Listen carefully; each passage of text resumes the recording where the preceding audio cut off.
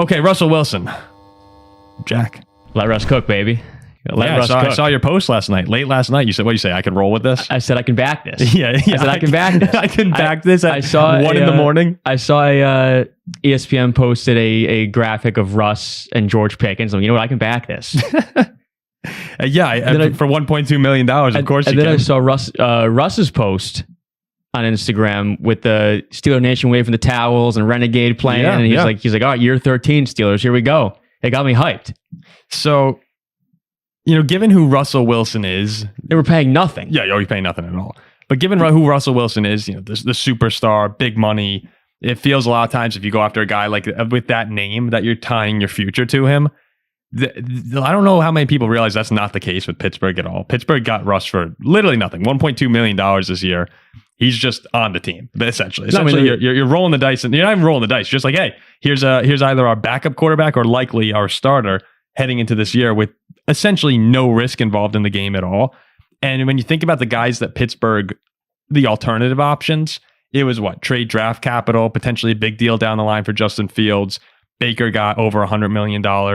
Kirk got a huge deal. All the guys that you mentioned for Pittsburgh came at some sort of risk, and Russell Wilson comes with literally nothing. Yeah, it was ultimately it was going to be Kenny Pickett or Mason Rudolph once again, and that's just average and more average. Unacceptable. Yeah, it's just you have such a short leash as a quarterback, and it's unfortunate, it really is. But as a Steelers fan, and most would probably agree, some probably won't, but most probably would, that with the current state of the Steelers, a quarterback like Kenny Pickett, I know he's still very young, will not take you to the promised land. Whereas Russell Wilson at 75%, of what he's capable of doing. Up. Russell Wilson at 75% of what Russell Wilson is capable of being can take the Steelers to a Super Bowl. Mark my words. That's a big expectation. I mean, look, if I'm a Steelers but I think it's an expectation. If you get a good Russell Wilson, the Steelers can go to the AFC Championship game. Whereas that's not the case with Kenny Pickett. I mean, you saw Russell Wilson at like 75 or 80% last year. He was not a AFC Championship quarterback. But I think we're better than the Broncos by a lot. Oh, here's the thing about the Steelers and why I'd be happy about this. I'm not sure if the fit in the Arthur Smith offense makes sense. I'm not sure how good the weapons are going to be. I'm not sure if the defense is going to be able to do it again, though I think they likely can. But here's why you should be excited.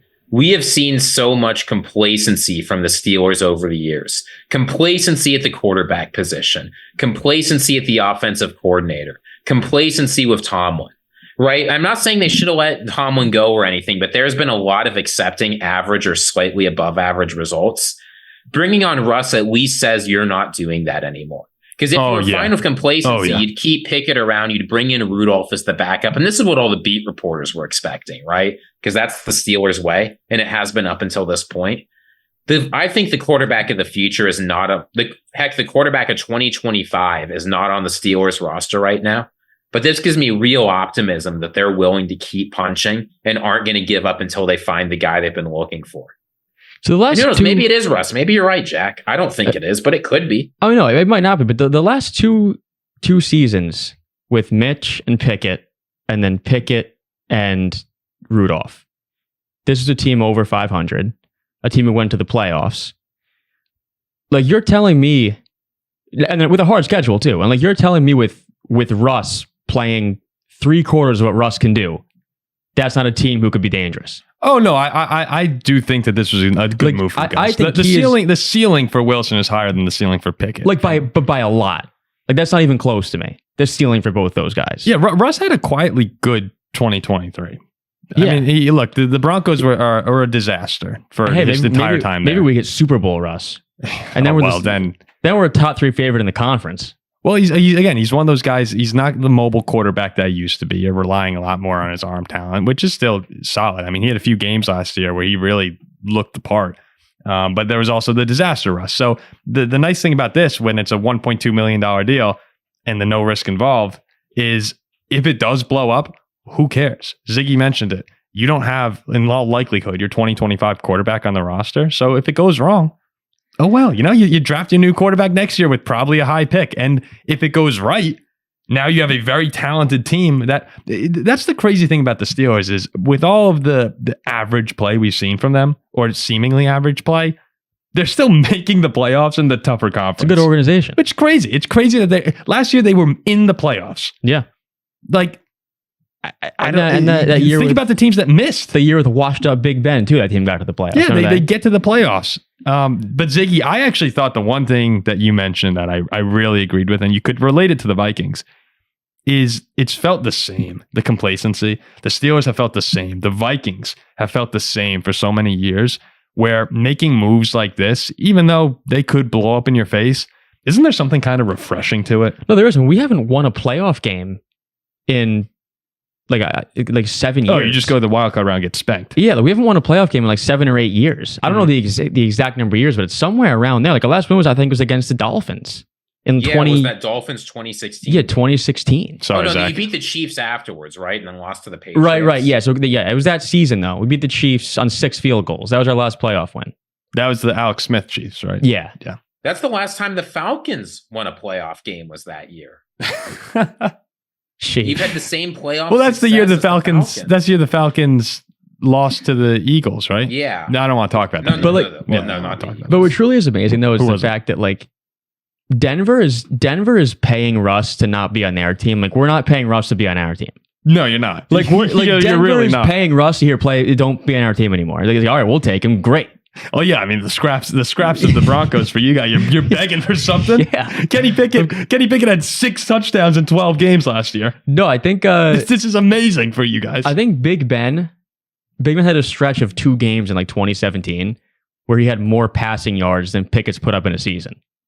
Yeah, last year Pickett had 6 touchdowns, 4 interceptions in 12 games. There was a stretch from October 1st through December 3rd. He played in 10 games, and he had 2 touchdowns. Short leash. I mean, no, he had a long leash. He had a way too long leash, it felt like. But No, what was that? His no, third year? No, you're right. I thought Pickett, what was this year? Was this year 3? I thought there's Maybe 2? What was That's this? right. So this was I mean Kenny Pickett's He's been there a long time. well, this was year 2 for Pickett. He's been the starter This for is year 2. He's been the starter for 2 years. Yeah, so Right? his Yeah. third year. Yeah, that's not a long leash. Yeah. No, the leash wasn't there. Yeah, but we went out and got Russ. Yeah, but they couldn't do it. You couldn't keep Pickett. And look, who knows what happens? If it's nice that you still have him on the roster, and if Russ sucks and Pickett comes in and looks good again, like he's still there. You never know. But I think it's a good move for the Steelers. It's not one that I expect will win the Super Bowl or anything. I think but, it is. But it's certainly more promising, and it's exciting too. Russell Wilson is a star. Also, in this year's Super Bowl, when we have the ball on the 1 yard line, we're giving the ball to Najee.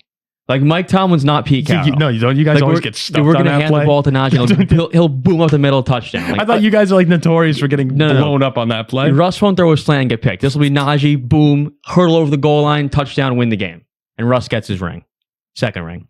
Third ring? Second ring. It's the land of misfits with Arthur Smith, Russell Wilson. It's the revenge It could group. be a good thing. It's the revenge group.